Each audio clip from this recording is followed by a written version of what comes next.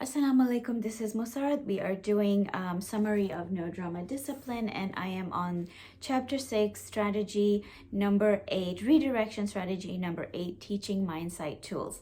Now in this, so first of all, definition of mindsight is the ability to think of our own mind, to see our own mind as well as the mind of others, and to be able to see that and to be able to promote integration in our lives, right? So the idea here is that we want to learn ourselves and teach our children the ability to see other people and the world at large, that it's not just about us and ourselves, right? So we want to teach them that you don't have to get stuck in a negative experience. You don't have to be a victim to an external event or internal emotions, and you can use your mind to take charge of how you feel and how you act, okay? So here they go into research where they had marshmallows that they put in front of little kids, and they wanted to see, to demonstrate to see how they could be patient. And I don't know if there were two different researches, but one research showed that kids who were able to be patient in consuming that marshmallow, they actually grew up as doing better in school and scoring higher on their SAT and being more physically fit. Okay, now then they give examples of how they would teach kids and strategies kids use to delay gratification so that they didn't hold off. I believe it's like if they had it immediately, they got one marshmallow, but if they were able to wait a certain period of time, then they would get two marshmallows. So one example they use is that where they taught the children, instead of imagining that it was an actual marshmallow, that they would imagine that it was a picture. It's a picture. It's not a real marshmallow. It's just imagine that it's a picture, and that this helped the child to be more patient, right? And they were able to, again, it's a mindsight tool where they were able to hold off on getting the marshmallow. And again, learning this idea of delayed gratification. Okay, so this chapter, it talks about the upstairs and the downstairs brain. Okay, this is a handy model of the brain. I'm not coming up with this. This is all Daniel Siegel, which I absolutely love that he is able to give us these resources. This is a handy model of the brain. This is the upstairs brain. This is the downstairs brain. So the upstairs brain is the thinking part of our brain, our cortex, our prefrontal cortex.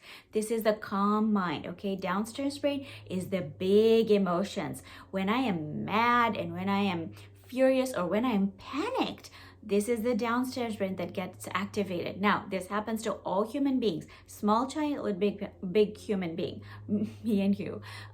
For us, hopefully we've had brain integration and we have learned the techniques to notice when our downstairs brain is activated, and we can use tools to manage our big emotions. Little kids, this is where we're teaching them, right?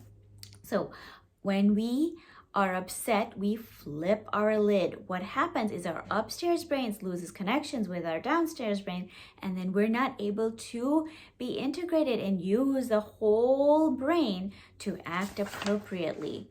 So we can, when we teach our kids this, and my daughter does know this, when we teach our kids upstairs and downstairs brain, and we teach them that when we're upstairs, when we are upset, it's our downstairs brain that's working, and that's what we're using. And we want to use strategies to get our whole brain to be working, right? So, and we want to teach them that upstairs brain, it's making good decisions, and downstairs brain is the big emotions. That's why we teach them things like, the things that we've gone through in this book, taking deep breaths and other tools, in order so that they can understand that we want to be fully engaged before we act, right?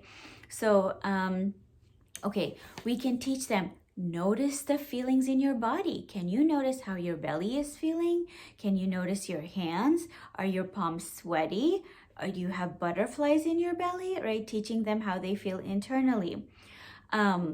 So another thing that we can teach them is that we can teach them. One way to explain is that we want them to be the actor who watches more objectively and can from the outside see this outside of the scene, be more insightful about what's taking place on camera. So teaching them, okay, let's look at this as if we're directing and there's a movie and there's a camera and we're watching the camera and we're seeing what's happened. So what's happening right now inside of you? What's going on? What's happening inside of your brain? What are some thoughts that are coming up? Okay. Okay. So here's another little visual that they give, you know. This little guy is scared of a test and my heart is pounding, right? Okay. So then coming from a movie angle, right? Oh, that's not weird. Of course, I have a test coming up. So of course my body is feeling shaky and it's feeling panicked, right? I just need to skip that TV show tonight so that I can put in some extra time in study time. Okay, so another strategy that they use is saying, show me what your body looks like when you're brave, and let's see what that feels like. So show me when you're happy, what it feels like, and how you act when you're happy, right? And they just cite the studies that show that just moving our bodies, I think it's Kelly McGonigal, who has done this research where when we just move our bodies, right, like the power stance, right, that actually shifts our emotions and how we feel. Okay, so that is strategy number 8, building mindset tools. And I hope that that's been helpful. I know that this chapter has been really long and I've cut it up, and I hope that those of you who have seen it, are watching along, have found it to be helpful. Thank you so much, and the next one will be the conclusion for this book. Thank you.